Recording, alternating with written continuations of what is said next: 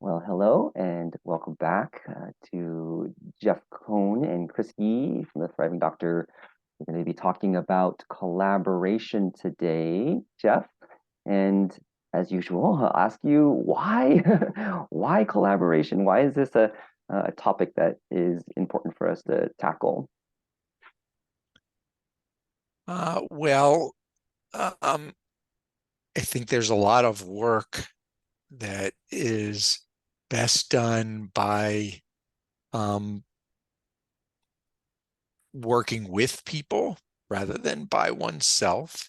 And there are a lot of reasons for that, bringing different perspectives and different strengths and skills can get to different and better places than if you were doing it all by yourself. Um, in order for people to feel like they really want to be working together and put their whole selves into it, this feeling of collaboration, being part of a team is really important. Yeah.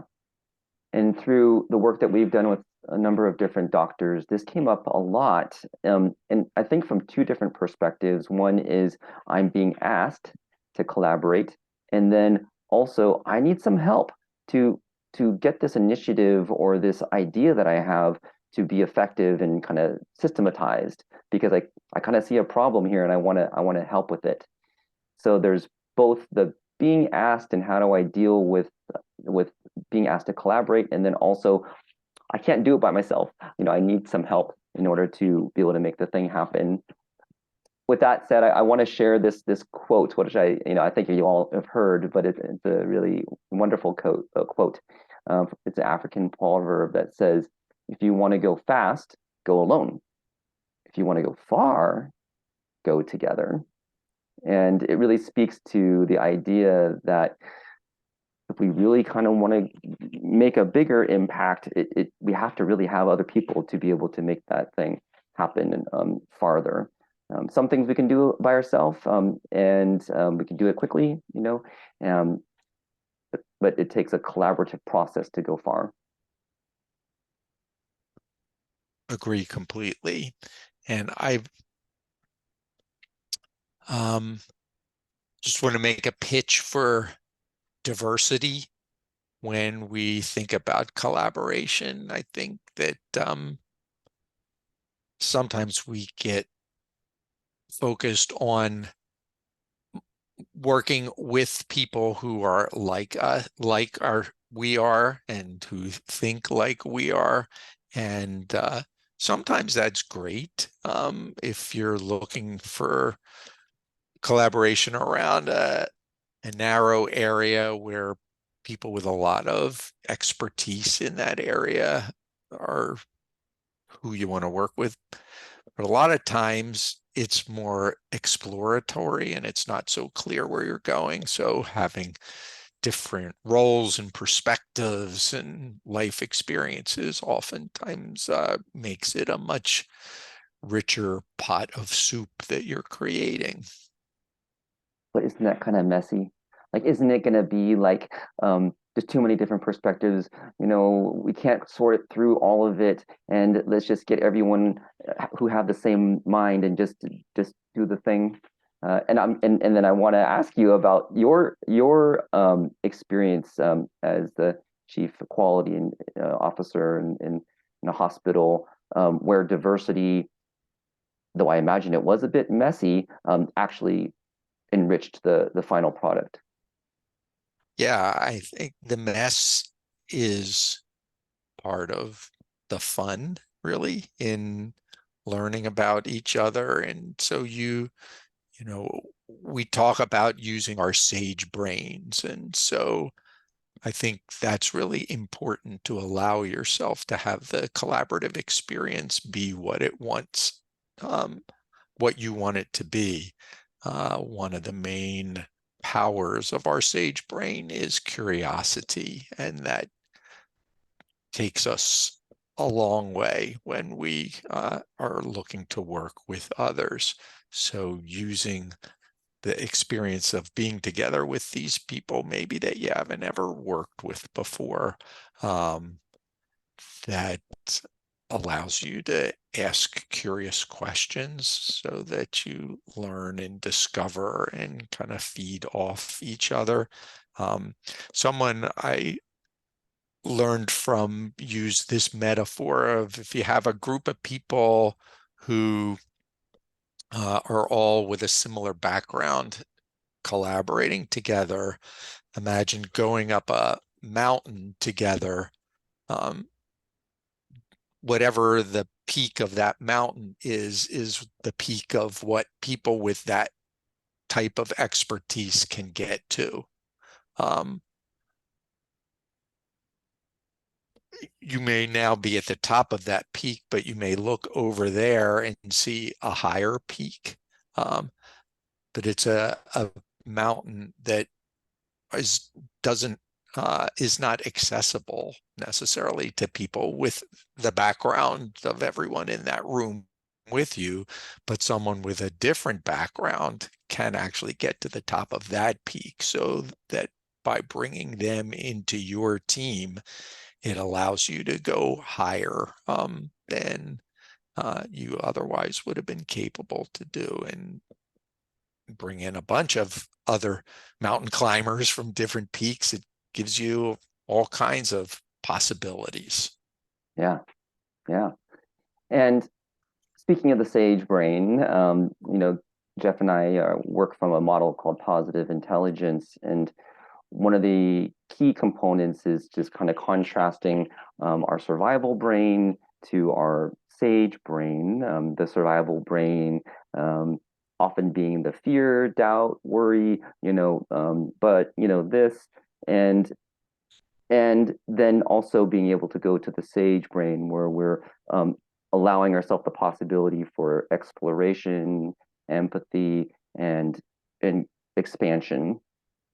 And let's just not say that one is um, bad per se, but it exists, and now I'm talking about the survivor brain.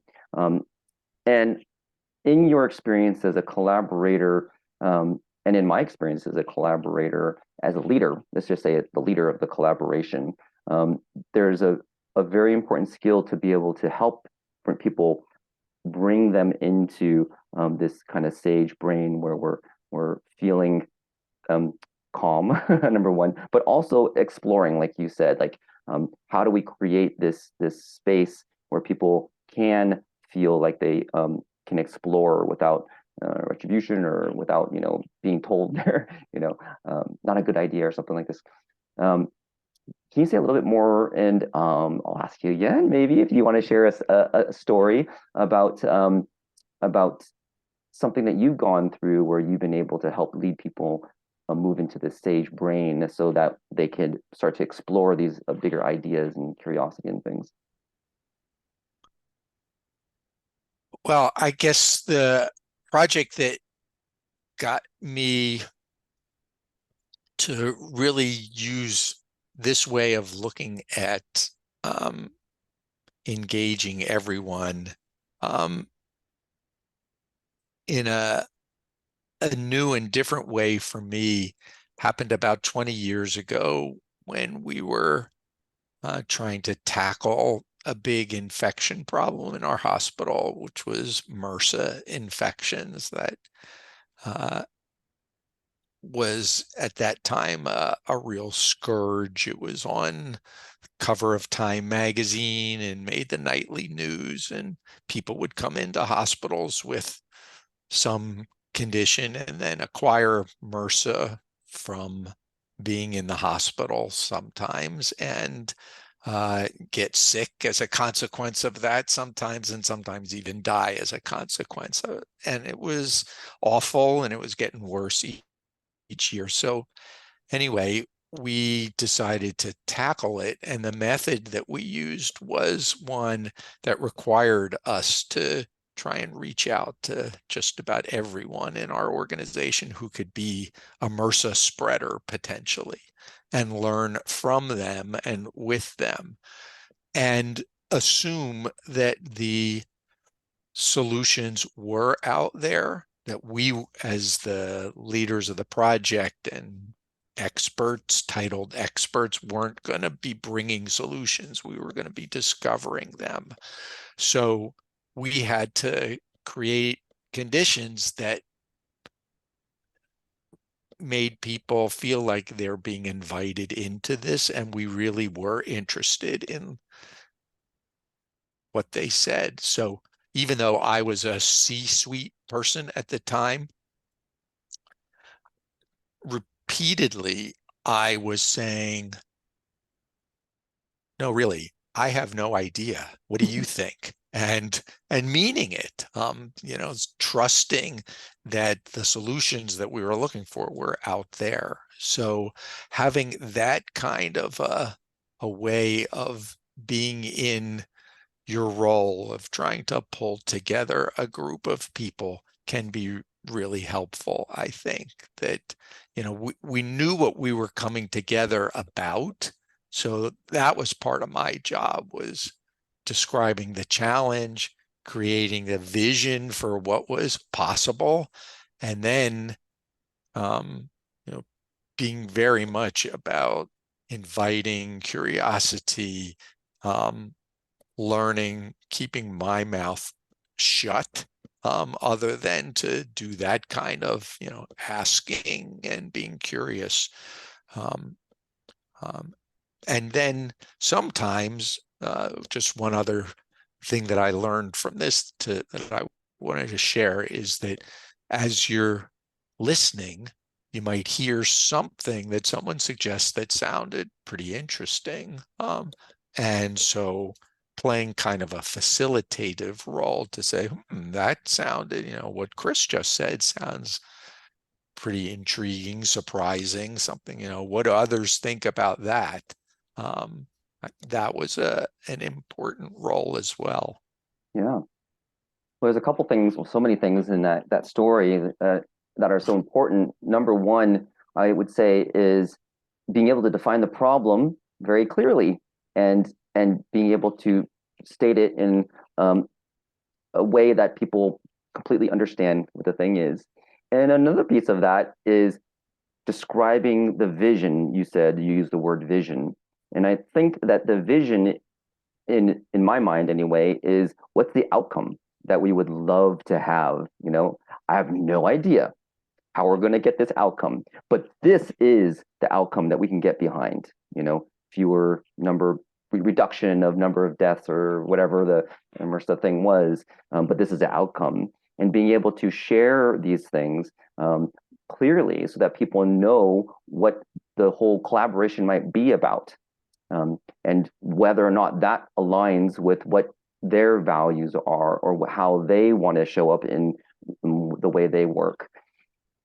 So one, I would love to ask this question about, you had some doctors, nurses, whoever else that you're inviting to be a part of the work. And some said, no, I'm not doing that. And some said, yes, I'm doing that. And what were some of the ways that you were able to communicate to them, to invite them into the collaboration? Or even when they kind of like put their toe in there, they said, oh, I kind of like the way Jeff's doing this. I'm down for it. Let's keep going. I'm going to keep putting energy into that. Like, what were some of the ways that our viewers could think about collaborating or inviting collaboration, so it's people want to do it? Um, so first, we use stories. That was in our kickoff effort to try and get this initiative off the ground. We told stories to paint the picture of um, the impact of this challenge. I told a story about a patient who had just started on chemotherapy for a serious but very treatable type of cancer. And from the experience of getting his IV inserted and having it in place for a number of days, that MRSA bacteria got into his bloodstream and he wound up in the ICU and wound up dying. Oh, And it was tragic. and real. So, stories like that were impactful in helping people see what the problem was. Then at the end of that first session, we invited people to show up the next day for our first like organizational meeting, and we said, and we're going to figure it out. Whoever shows up will get started. So it wasn't as though we had a specific agenda of what we're going to do and how we're going to do it. The project belonged to the group, and they were going to self-organize in a way that um, would take us wherever we were going to go.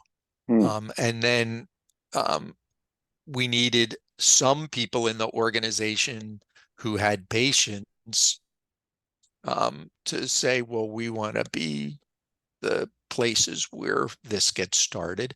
And that was also by invitation. Who Hmm. wants to, who thinks that this is a problem that it makes sense for their unit to be tackling. And we started with a few of them. And then it was them telling the story of what was happening there rather than us, that attracted others to be part of it. So the nursing leader from the surgical ICU talked about the project to her other ICU nursing leader peers, and some of them said, oh, that sounds like it might be good for us too. And so they asked to join. We didn't require anybody to participate. And eventually, virtually everybody in the hospital, every unit where patients were cared for, chose to participate. But it was by them, requesting it rather than us telling them it's your turn to get on board. Yeah, I can see in my own experience, there's been different approaches to collaboration. One is, hey, I'm the C-suite. Y'all got to do what I tell you to do and do that thing, and we'll see what the data shows after that. um, who's experienced that? And then there's a very interesting approach that you took, which was to share a story that really helps to clarify the problem and to share a vision of this is where we're headed. And does anyone else like have a story to share that can speak to this whole thing? And um, and it feels very open, I think, as I was experiencing you telling the story of whether or not they deciding themselves if this is important for their department, for themselves, and tapping into what's important for them. Like, what do I get out of this? Or what do I think is important about caring for patients in my department? And giving them the space to decide, and then also to get behind it or to share a story. Those are really beautiful ways of bringing people into it through an aspirational perspective rather than you must do this thing, which is maybe a little bit less of a collaborative idea um, than just being told what to do. Yeah, and just toss a word out that I've come to take very seriously as being critical to creating a collaborative environment, and that's uh, enabling a sense of true ownership to be felt among the people that are participating in the work. One of my mentors created this little document about the difference between ownership and buy-in. Mm, Sometimes they're used synonymously, but buy-in means typically that I've already figured out what needs to happen, and I want you to buy into that, that's very different than what's required to create a feeling of ownership that where you're part of the creation of whatever the solution or the thing we're going to try is. So for most initiatives where you're aiming for collaboration, you want to have people feel a sense of ownership. And that's through asking and inviting and being curious and letting them drive the bus Hmm. to a large extent. We used in this MRSA project, we used a framework of as long as it wasn't going to be like overtly harmful, um, people could try almost everything. Hmm. And not everything that was tried was effective, successful, and they had an opportunity to learn from it. Yeah. There's something about your approach to collaboration that kind of drops in a way, the hierarchy or the expertise or, well, I'm not going to say anything because, and more is like you have a perspective that is important to develop the ideas you do specifically. And that's why we're requesting or inviting you to be a part of this.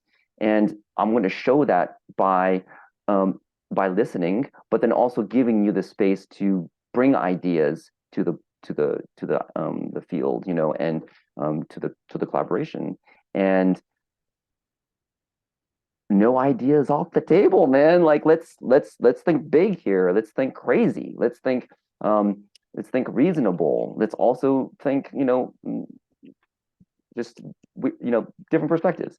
And I think there's a piece of collaboration that gives that safety to be able to have a divergent um, period of time. Now, at some point, of course, we're going to have to converge and then take action and things like that. But let's look at the process of collaboration. And let's just go back to the beginning. Like diversity of thought is important because we need to have a diversity of thought at first, so that we can filter it down to what we all agree to be like the next action. And I think that's a way that can be persuasive for people to join, is because number one, you respect their idea, you're asking them for a very specific reason, you really want to know what ideas they can bring given their experience. These are just nice ways to be able to invite people into collaboration. Yeah, and the group that self-organized into kind of the steering committee for this project that met on a regular basis every couple of weeks, they developed a practice of how their meetings were organized that really fed into this. Number one, each meeting was started with a story. Who has a story about something that happened since we last met that relates to the work that we're trying to do, this vision that we have. And then we took a minute or two to do a self-organizing agenda. So who has ideas, what we need to talk about today, which ones feel like they're the most important, and then, let's go from there. And at the end of each meeting, we did a debrief. We saved 5 minutes for a debriefing at the end. What did we talk about? So what? Um, all right, given what we talked about, what perspectives did that create? How did that make us feel? Now what are the actions that we're taking? So those were three meeting structure practices that I think really supported this collaborative uh, effort quite well. Well, thank you very much for sharing your structure on meetings, because that's kind of where the work happens. Like, first we have to protect time to have a meeting. Then what happens in the meeting is where we, can find the effective action from there, and making the meeting so it's collaborative. People are heard. We can hear the diversity of ideas. Let others be a part of the leadership and organization, and then conclude with something that we can take home and do, or at least think about. So the three things were, again, at the end of the meeting: What, so what, now what? what? What did we just talk about? So what? What's important about what we just talked about? And now what? What's action steps or things that we can focus into to decide? And one of the things I'll do in my meetings as well is I'll write names down. Chris, going to email, and then, is it okay? Who would like to do this? I would like to do that. So there's actually some responsibility, and people are very clear about what the now what is going to be, in the meeting. Of And may I share one last experience that course. I think fits really well with this? So, prepping for one of these meetings about 6 months into the project, I was a little worried that we were starting to lose a little momentum. And so I spoke with the same mentor that I mentioned that was taught me about ownership. So he asked me, so what's your goal for this particular meeting?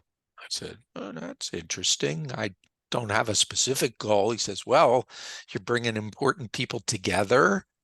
You should have something that you're looking to accomplish by the end of the meeting. So that kind of forced me to be a little specific about where we're trying to go for that meeting. And then he said, and what's your design for the meeting? I said, excuse me? He says, how are you going to configure the time and the space and how people interact to give you the best chance of getting to that goal? I said, we'll be sitting around a table, we'll have a bullet point agenda, and we'll go through the agenda and have Q&A. He says, yeah, that's a design, but there's other designs too. And he taught me a suite of facilitative techniques that collectively are called liberating structures. So I encourage any viewers to check out liberatingstructures.com. And I can almost guarantee you that if you use one of the techniques that's on that site versus that sit around a table and go through an agenda, you'll have a better outcome to your meeting. A very simple one is whatever it is that you decide you want to focus on, tell people to take literally 1 minute, come up with their top 3 ideas about what they think needs to be done for that issue. Then have them pair off and present what they just wrote down as their top 3 ideas. Have that conversation for 2 minutes. Then pair the pairs and have them share what they've been thinking about and talking about, and ultimately prioritize what are the ones that are the best in that group of 4, and then that gets reported out. So within about 12 to 15 minutes, everyone's voice has been heard. You've sifted through ideas to come up with what you think are at that point in time the best, and then you can use that to launch the rest of the meeting. It's just a great way of engaging everyone, and it's so different than what we normally do in our much more rigidly structured meetings. Yes. Thank you for sharing that. I think one of the key parts of uh, collaboration is the idea that people are engaged, they're active, they're actually contributing to the conversation. And that's challenging when you have 20 people in the room. And this way of getting people to be able to have ideas, write them down, share them, speak them, and then to let those voices be heard engage them and participate in that is enjoyable as a participant in these types of meetings and in collaboration. Yeah, and we're all familiar with being in meetings that are dominated by someone who's super extroverted or someone who's got positional authority and makes people feel like what they think is more important than everyone else's. And these liberating structures level that playing field. Like I can remember one in which a department chair was having a conversation with an intern from a different department and, talking with each other as human beings, sharing their ideas. And when would that have happened? Never, probably, Never. but yeah, but it did in that situation. And that's what's possible when you use these kind of approaches. Right. Well, we're coming to the end of our half an hour-ish time, and maybe we can offer a couple wrap-up ideas.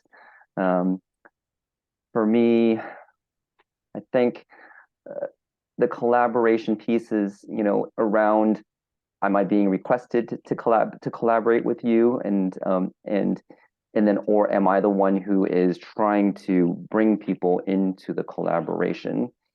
And if I'm the one who's bringing people into collaboration, then I want to be very clear about what the problem is and what the aspiration is of what could be. And also being clear, like, I don't know. That's why I'm wondering if you guys would be interested, like a very like invitational, no commitment, but let's just bounce around some ideas and see how this strikes you as something that is also important to you, perhaps, and if so, maybe you can share your experiences so we can kind of grow the importance of this and also how we can interact in ways that really respects everybody's ideas through a structure of collaborative type meetings. Those are some of the things that came to me through this discussion. Yeah, and if you're the person who's being asked, invited in to a hopefully collaborative effort, um, to bring your expertise along with your curiosity to, know, all right, I'm there because I deserve to be there. I have value that I'm bringing to this. And I realize it's not me providing the solutions for the problem. It's, I'm going to be part of, and I'm eager to share, but I'm also eager to learn and inform my worldview by, hearing from and with the other people that are part of this. Together we're going to be better than I could be all on my own. Yes. All right. Well, together we go farther. And with that, see you next time. Thank you, Jeff, and we'll see you in the future. Bye. Thank you.